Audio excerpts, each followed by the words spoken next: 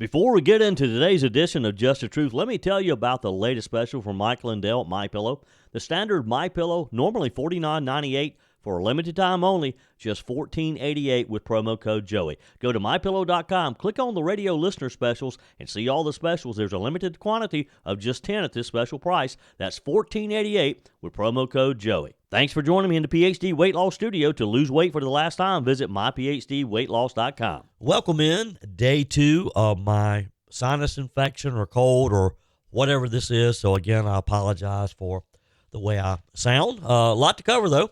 Secretary of Agriculture Brooke Rollins, we had her on the show last week. If you missed it, go back and listen to the podcast. Joey Hudson, Just the Truth.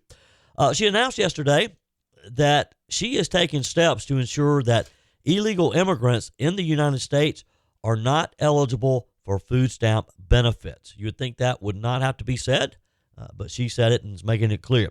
A report from Capitol Hill says some House Republicans are getting increasingly frustrated with Elon Musk handling of his role with the federal government. I have the latest from a closed-door congressional meeting yesterday. Meanwhile, White House Press Secretary Caroline Leavitt says that more than 1 million federal workers responded to Musk's directive to respond to an email explaining what they accomplished last week.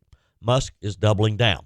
Looks like the Philadelphia Eagles are headed to the White House to celebrate their Super Bowl win with President Donald Trump. Wonder what has changed since 2018 when they refused to visit with the president. I told you we'd be back. And ye shall know the truth, and the truth shall make you free. It's Joey Hudson. I wanted to name it the Joey Hudson bill, but, they don't allow you to put names on bills. But I wanted to call it the Joey Hudson bill because I know that one's been near and dear to you for a number of years. That's how it's done. Let your voice be heard. And the truth shall set you free. Here's Joey Hudson.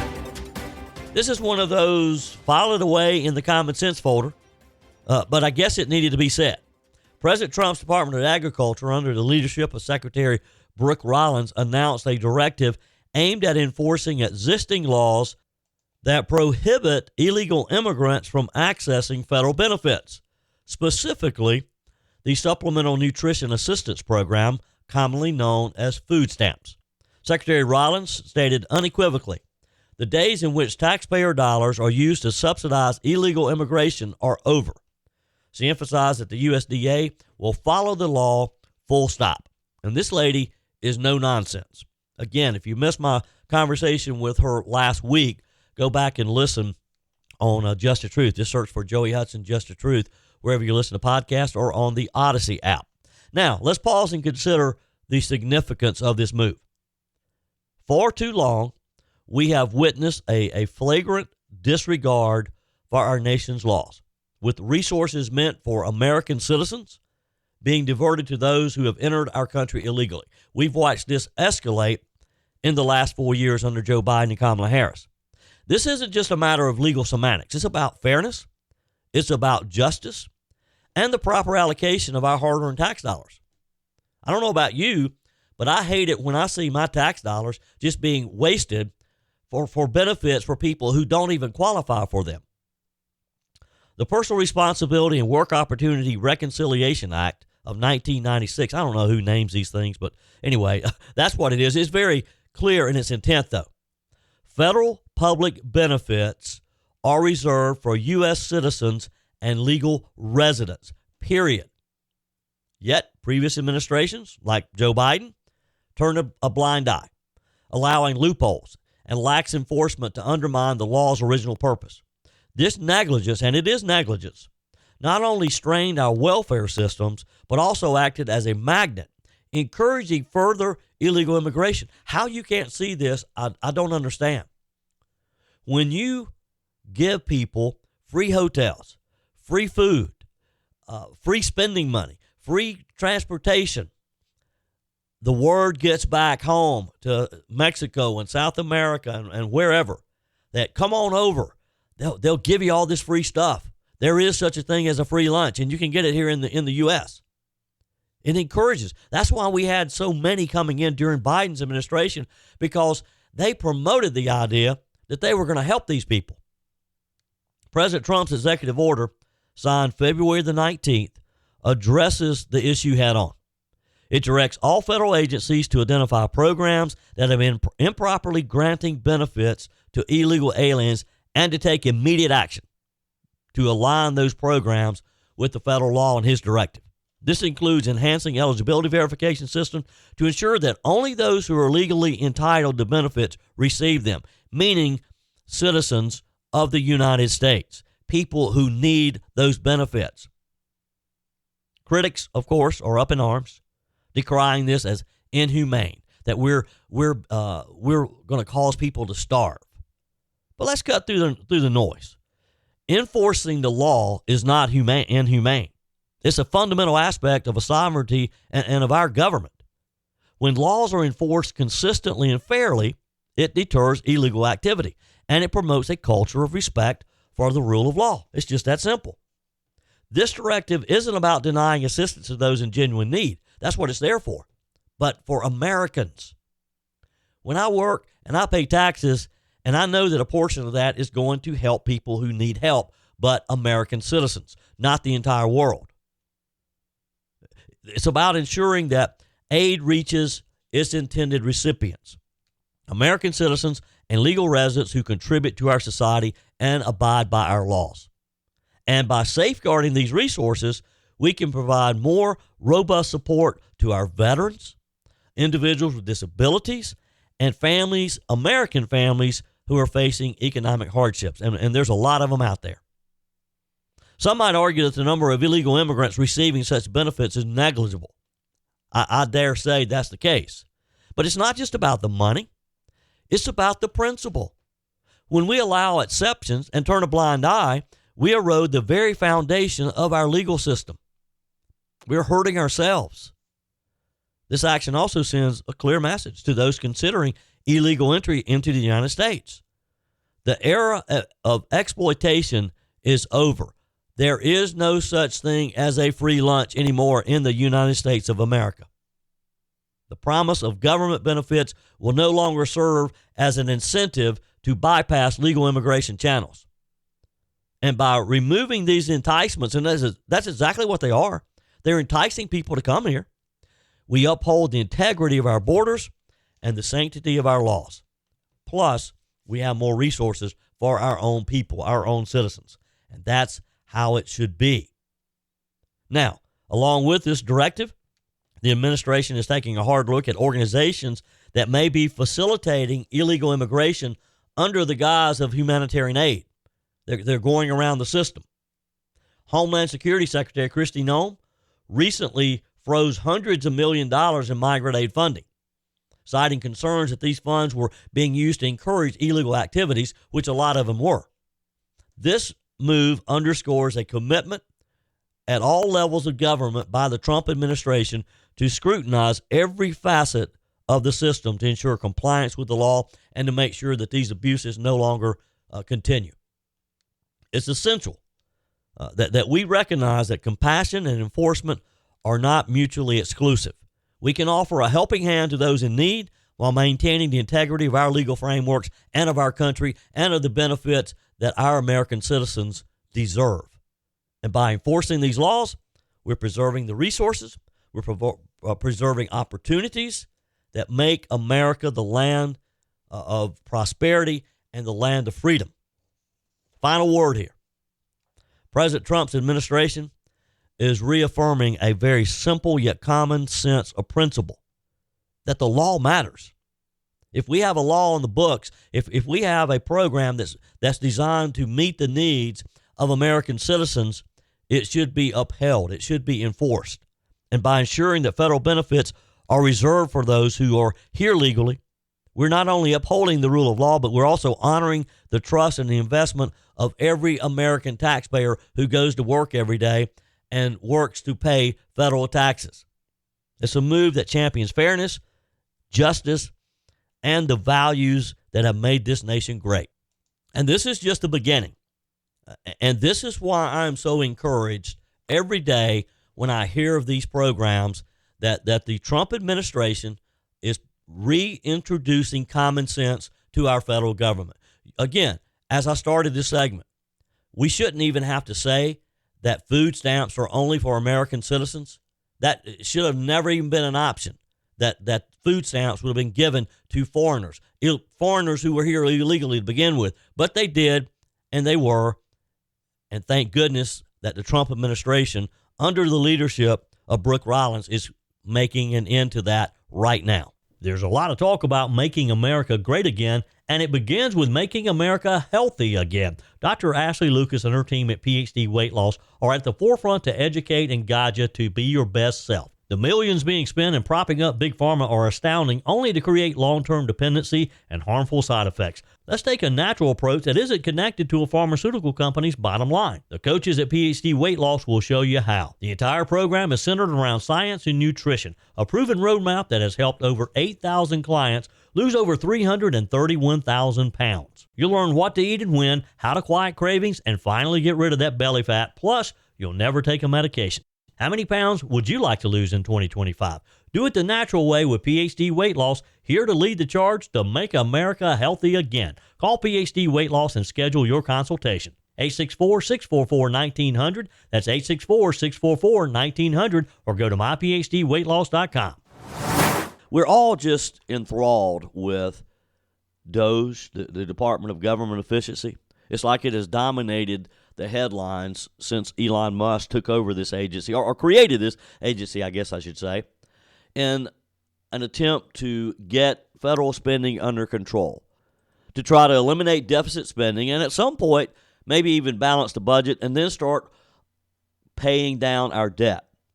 Well, DOGE launched an agency efficiency leaderboard early this morning, which shows which government agencies have saved the most in canceled contracts and other cost-cutting measures.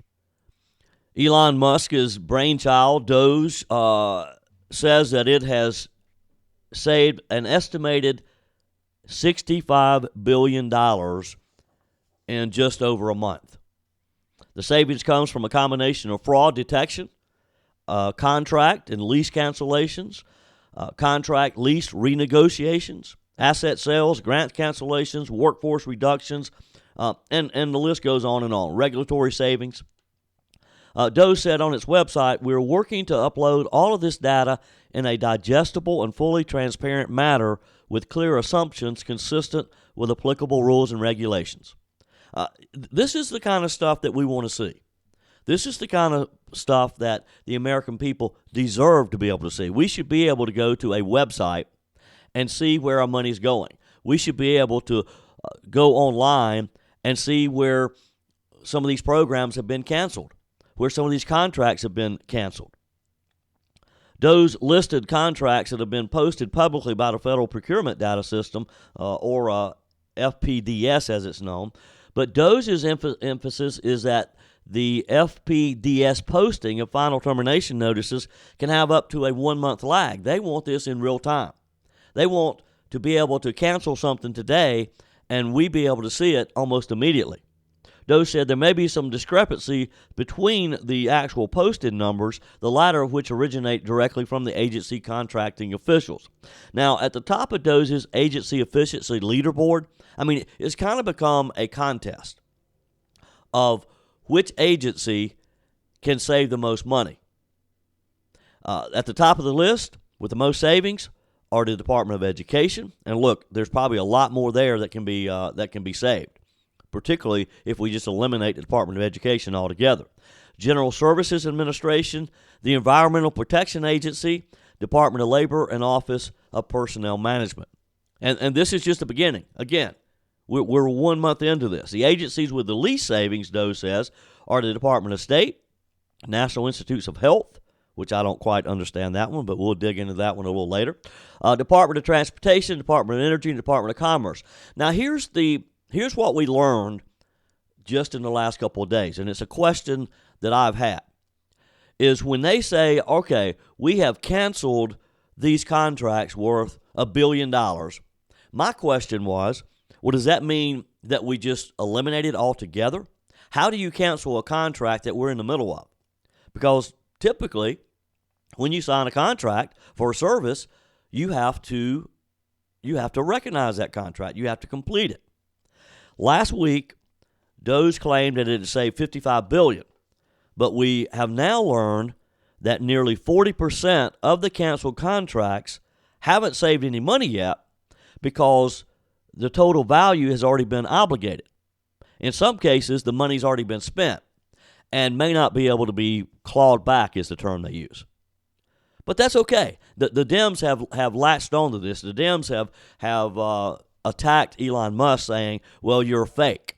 You're giving us information that's not true, by saying, well, you saved $55 billion when in actuality you have it this year because we're going to still have to pay that. But the way to look at this is that, yes, it saved us money because, yes, maybe there's 6 months left on that contract. Maybe we have to pay that contract. But at least we know it's being canceled. At least we know it's not going to come back next year. So that's savings that we'll have for many years to come. And that's a good thing, because if we're ever going to get to the point that we balance the budget, you got to start somewhere. And besides, the left and the media, they're never going to say to Elon Musk, hey, good job. Thank you for doing that. They're always going to be attacking him. They're always going to try to put him on the defensive. Speaking of the press and Elon Musk and Donald Trump, the battle between Trump and the fake news industrial complex continues. The Associated Press, the so-called objective wire service that's been carrying water for the left for decades, just lost round one in their desperate legal battle to force their way back into the president's press events. So here's the story, in case you missed it. The AP gets booted from Trump's events because they refuse to acknowledge the official name change of the Gulf of Mexico to the Gulf of America. Now, I know some of you are saying, all right, Joey, does it really matter what it's called? Well, let me tell you, it does. This isn't about geography. This isn't about names. This is about the press refusing, just flat out refusing, which the AP did, to accept the authority of a duly elected president when he makes a decision. This is about the AP challenging Donald Trump. This is about them thinking they can run the country, not the man the American people, you and me, actually voted for. And when Trump says, fine, if you can't even acknowledge the name change, you're not going to get special access, well, that's his right. The AP and some of their leftist buddies have been screaming violation of press freedom. Well, folks, access to the Oval Office, being able to ride on Air Force One is not a right. It is a privilege given to the media, a privilege that must be earned by playing fair, reporting honestly, something the AP stopped doing a long, long time ago. And here's where it gets even better. The judge in this case, Trevor McFadden, tossed out the AP's request for an emergency restraining order, saying, and I quote, that the AP's on delay in filing their lawsuit proves this wasn't some dire situation causing irreparable harm. Exactly. If this was some grave threat to press freedom, why did they wait more than a week to file the suit? I'll tell you why. Because it's all about political theater. That's all it is. It is a game. And yet, despite the win for Trump, despite the ruling against the AP, the usual suspects in the media are absolutely losing their mind over this. They're talking about the president, the horror. What will happen if other presidents start holding the press accountable? Well, guess what? We've seen this happen before. Barack Obama threatened to kick Fox News out. It was only after the other media in the room objected did Obama allow Fox to stay. Again, it is a privilege. It is not a right for the AP to have a seat at the table in the press corps. Your comments are welcome on the Firmin Ford text line, 864-477-JOEY. That's 864-477-5639. Emails always welcome, joey@joeyhudson.com. Speaking of the Firmin Ford text line, it's never been more important to support locally run businesses owned by people who actually live here in the upstate. Let me take a minute to talk with you about our friends at Firmin Ford. If you're looking for a new vehicle, maybe a great pre-owned vehicle, one you can trust, or maybe you're looking to order that special vehicle. Either way, if you want a new one, a brand new one, or a pre-owned that you can trust, the folks at Firmin Ford, they're there to help you. Their name is on the sign because their name is on the line, because every single transaction is important to them. Jim Firmin, Matthew Firmin. They do business the right way. When you stop by, when you give them a call, or maybe when you just send them a quick email, you're always going to have access to a member of the Firmin Ford family. And by the way, they also offer great service, and you're not going to have to wait weeks and weeks to get it done. And you do not have had to purchase your vehicle at Firmin Ford. Doesn't even have to be a Ford. They service all makes and models. Visit my friends at Firmin Ford online at firminford.com, firminford.com. Continuing today's show, and again, I apologize for my voice. I've got this cold or sinus infection or something, and I know I sound horrible. I don't feel that bad, but my voice is just bad, so please forgive me again. Talk about irony.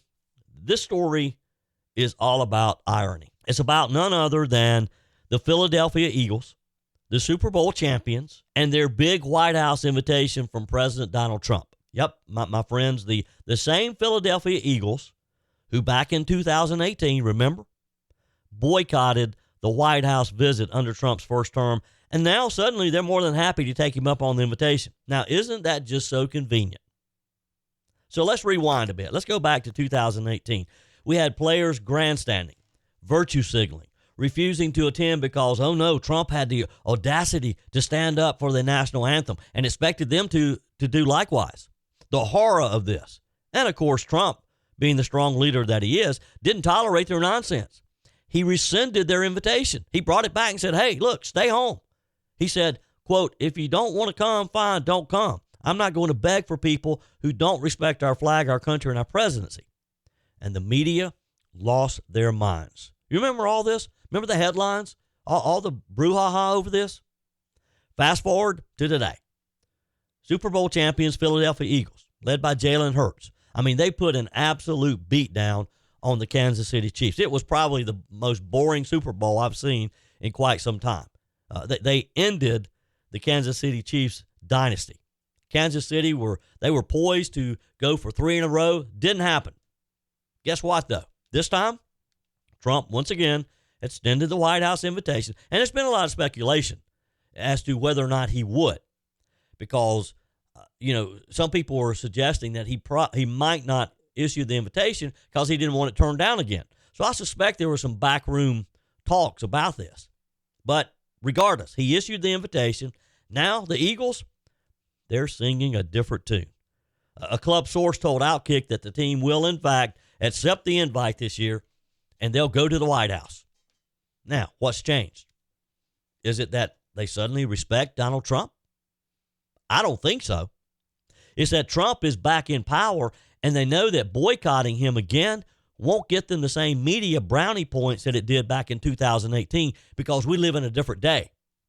They saw themselves what a massive win Donald Trump had in 2024. They saw the American people are tired of this craziness that they were a part of in 2018. They know that the American people are sick and tired of the politicization of everything, including sports and especially sports. Americans just want to sit down and watch a good football game.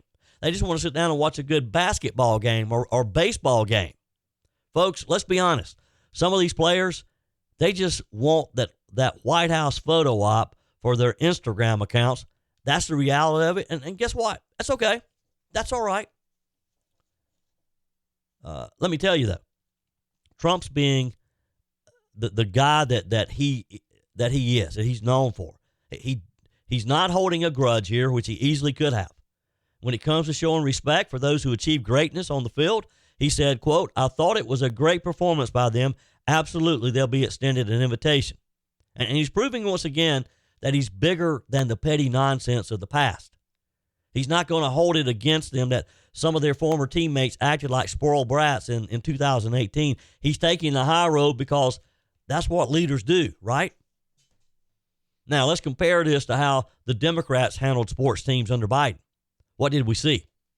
The pandering, the virtue signaling, the media fawning over teams that made political statements but ignoring those that didn't. University of Georgia Bulldogs, who won back-to-back national championships, initially ignored the Biden White House. They had to practically beg for an invitation. And when they finally got one, they turned it down, which was okay with me. And let's not forget how the NBA handled Trump's first presidency. The Toronto Raptors skipped the visit. The Lakers skipped the visit. The Bucks, they had no problem running through the White House once Biden got in there. Because, folks, That's what this has been all about. It's not about honoring the office or respecting the country. It's about playing politics. And the moment these teams saw that the political winds had changed, they suddenly became a lot more willing to accept that White House invitation from Donald Trump. But something else here.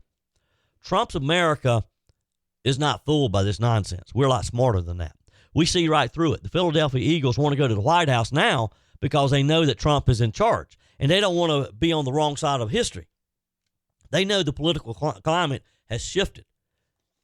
They know that the American people, real Americans like you and me, are done with woke sports, done with the anthem protests, done with the media's nonsense, and done with the politicization of everything, and especially sports again. So let's be clear. Trump could have easily played the grudge card here. He could have said, hey, you know what? Just don't come. Just stay home like you did in 2018. But that's not who he is. He extended the olive branch. He welcomes them with open arms because that's the right thing to do. And that, my friends, is why he's winning. And that's how we bridge the gap here. So, to the Philadelphia Eagles, enjoy your White House visit. Just remember that you're going because the very same man that you disrespected 7 years ago, maybe, just maybe, you're learning something here. Maybe you'll see what true leadership looks like up close and in person. Maybe the next time you'll think twice before making the greatest country on earth and its duly elected leader the enemy, because we're in this together. We're all Americans wanting our country to be the best that it can possibly be. Okay, enough on sports. One quick update as we are seeing a major shift right in front of our eyes as far as the situation potentially between Ukraine and Russia. President Trump, according to reports, has secured a minerals rights deal with Ukraine, giving the U.S. access to critical natural resources like titanium, iron, and uranium in exchange for strategic support to the war-torn country. This is a win for America, and it tells us exactly Trump's vision. Deals that benefit America first. No endless handout. We're not going to continue sending billions of dollars to Ukraine for no reason and to not expect anything in return. A clear plan for U.S. involvement in Ukraine, one that actually serves our interests as well as serving theirs. And yet the establishment on both sides is panicking because Trump is rewriting the rules that they've relied on for decades here. So here's what we know. Trump has pushed for this minerals agreement since day one of his administration. Unlike Biden, who just threw billions of dollars into Ukraine with zero return, did not even ask. Trump's demanding that America get something in return, something tangible, something valuable. These rare earth minerals are critical for defense technology, for energy production, advanced manufacturing. In short, they're essential to America's national security and economic independence. And who controls these resources right now? China. Who's going to get control of them? We are, with a partnership with Ukraine. China has had a near monopoly on the global supply of rare earth minerals for years. And instead of doing something about it, the Biden administration sat back and let our supply chains get hijacked by the CCP. But now, Trump's flipping the script. Not only is he making sure that we get access to Ukrainian minerals, but he's putting China on notice they no longer get to dictate the terms. So let's talk about Zelensky, the so-called Churchill of our times, as our media likes to call him. Zelensky has had no choice but to agree to Trump's terms. He acted like he was going to defy them early on, but he knew that he was negotiating from a point of weakness, not strength, whereas Trump was negotiating with strength. And that tells us everything we need to know. Just like last week, Trump mocked Zelensky, calling him a modestly successful comedian who's keeping the gravy train going. He made it clear that Ukraine's days of endless U.S. funding with no accountability are over. And guess what? Zelensky blinked. Zelensky caved. Now he's flying to Washington, D.C. Looks like he'll be here on Friday to meet with Trump and finalize the deal. Trump's making Zelensky work for our support as he should. This is a complete opposite of what we saw under Joe Biden, who treated Ukraine like his personal pet project, throwing billions in taxpayers' money just overnight, and no oversight whatsoever. Didn't even ask them. So here's where it's going to get interesting. Russia's President Putin just made an announcement that he's open to U.S.-Russia minerals deals as well. Putin sees the writing on the wall. He knows Trump isn't playing games, and suddenly he's offering to let America mine Russian resources as well. We could end up winning on all fronts.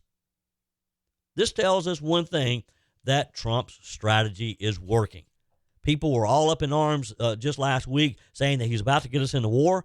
Now it looks like we're going to get mineral rights. Only Donald Trump could do that. Every day we hear of a new common sense outlook in the Trump administration. I mean, we talked about it earlier in today's show with Secretary of Agriculture Brooke Rollins saying no more food stamps for illegal aliens. We're seeing this in every aspect. Is common sense finally making a comeback? We got another great example. It's about the bureaucrats, those do-nothing, taxpayer-funded paper pushers at times. Now, there's some good bureaucrats. Let me just say that. There's some hardworking people who love our country and who love working for our government. But there's also a lot of people who are just there for the paycheck, and they'll take advantage. They've been sitting at home for years now and not necessarily doing anything. Those are the ones who are objecting to responding to Elon Musk's email, just simply saying, well, here's what I did last week. They don't want to respond because they didn't do anything last week. Well, Kelly Loeffler, the new administrator of the Small Business Administration, former Senate candidate in Georgia, she walked into her office for the first time on Friday and found it empty. Nothing. She did a video of her walking through her office and seeing all of the vacant desks and the vacant cubicles. Some, you could tell, had not even been occupied for a long, long time. No computers there. Some still had the new tags on the chairs. It had never been sat in. This is a federal agency in the middle of Washington, D.C. that's supposed to be serving America's small businesses. It was a ghost town. Ms. Loeffler talked with Ainsley Earhart on Fox News yesterday about what she found and made it clear that's not going to happen anymore. And guess what? They got the message real quick over the weekend. Well, Ainsley, I can tell you what it was like on Friday. It was like there were tumbleweeds blowing through the office. There were still tags left on desk chairs. And it was my first full day at the agency, and I was so excited to be able to meet people. And to not find anyone there was disappointing. To have 80% of the people back yesterday was amazing, to be able to shake hands. And what's happening is Americans are seeing that they have been paying for empty office buildings, for do-nothing bureaucrats. That ends now. We are going to get this federal government back to work thanks to President Trump's return to work order. And we can expect no less of this administration. We're going to work hard to do that every day. Wow. Tumbleweeds blowing through the office. Now, let me tell you, that's not an exaggeration. I mean, I watched the video that she did. There were desks that hadn't even been used, chairs that, again, still had the tags on them. It was obvious that no one had even attempted to use it. Why? Because these people have been working remotely for close to 5 years now. And guess what? Many of them haven't even pretended to work. They have more or less been on welfare themselves because they've been collecting a government check at our expense, and they haven't been doing anything. Well, Ms. Loeffler made it clear that stops now because thanks to the Trump administration and his return to work order, these bureaucrats are finally being dragged, kicking and screaming, I might say, back into the office where they belong. They're back in the office doing what they're paid to do. And guess what happened when Ms. Loeffler laid down the law? As she said, suddenly it went from being a ghost town on Friday to 80% of the staff miraculously reappearing in the office on Monday. Imagine that. When someone with a backbone shows up, the, quote, remote workers suddenly remember where their desks are. Suddenly remember how to get back to the office. Here's the big thing. While Loeffler was exposing the absolute fraud of our bloated government workforce, Elon Musk and Doge were taking things one step further with this simple, basic request to every federal employee that has just really gotten people upset and on guard. Tell us what you did last week. Just real simple, 5 bullet points is all it takes. That's it, 5 bullet points to justify your salary. What happened? A total meltdown. The bureaucrats lost their mind. Elon Musk is digging in. Musk even had to warn them that failing to respond would be considered a resignation. And you know what? He's right. And guess what? President Donald Trump, he's backing him up 100%. So what they're doing is they're trying to find out who's working for the government. Are we paying other people that aren't working? And, where's all that? Where's the money going? There was a lot of genius in sending it. We're trying to find out if people are working. And so we're sending a letter to people. Please tell us what you did last week. If people don't respond, it's very possible that there is no such person or they're not working. Guess what? I'm going to take option B and go out on a limb here and suggest that maybe they just haven't been working. Musk has even had to warn the participants again. He reminded them yesterday that failing to respond would be considered a resignation. Now, even some Republican members of Congress are up in arms about this. But you know what? Musk is right. In the real world, where you and I live and work, if your boss asks you to account for what you did at work, you better have an answer. You don't get to sit at home collecting a paycheck for nothing. But somehow in the world of federal bureaucracy, accountability is considered offensive.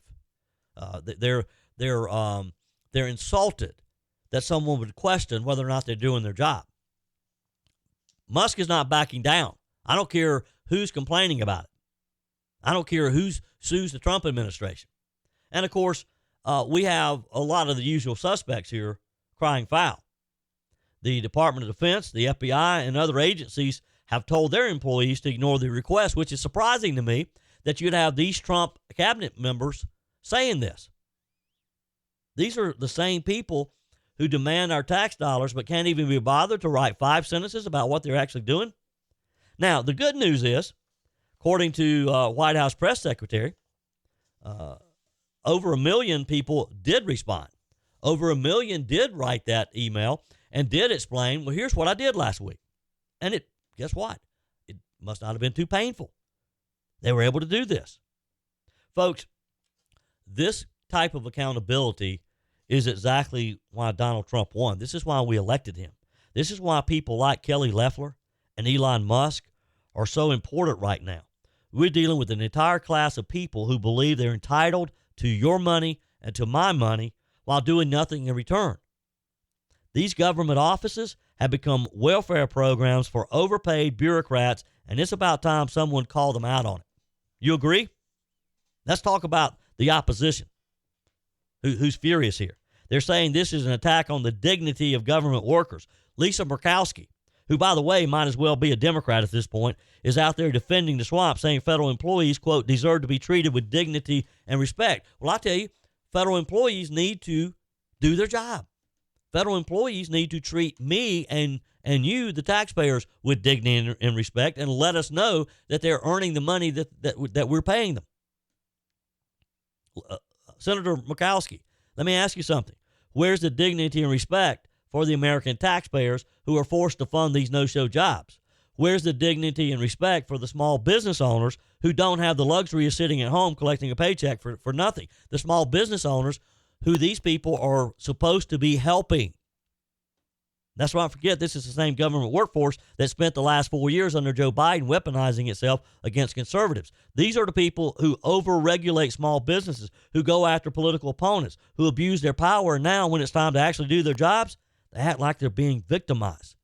Give me a break. That's it for today's edition of Just the Truth. Thanks for joining me in the PhD Weight Loss Studios. To lose weight for the last time, visit myphdweightloss.com. If you haven't joined my mailing list yet, visit my website, joeyhudson.com. Click on the Connect with Joey button so that you can receive our emails and the most up-to-date news. Also, join me on my YouTube channel. Be sure and like, comment, and subscribe. Just search for Joey Hudson. As always, thanks for spending a few minutes of your day with me. Do me a favor and forward this episode to a few friends. just click on the share button and send to your contacts. We need to build an army of conservatives to win our country back, and we can do that by continuing to share the truth with our friends and family. Keep those comments coming via the Firmin Ford text line 864-477-JOEY. Email to joey@joeyhudson.com, and I love your messages on the MyPillow message line. Again, that's 864-477-JOEY, 864-477-5639. Be sure and take advantage of the MyPillow special, just $14.88 on the standard MyPillows when you use promo code Joey. Order online at MyPillow.com or call 800-893-4053. We're back again tomorrow and hope you'll plan to join us. Until then, remember, God's got this.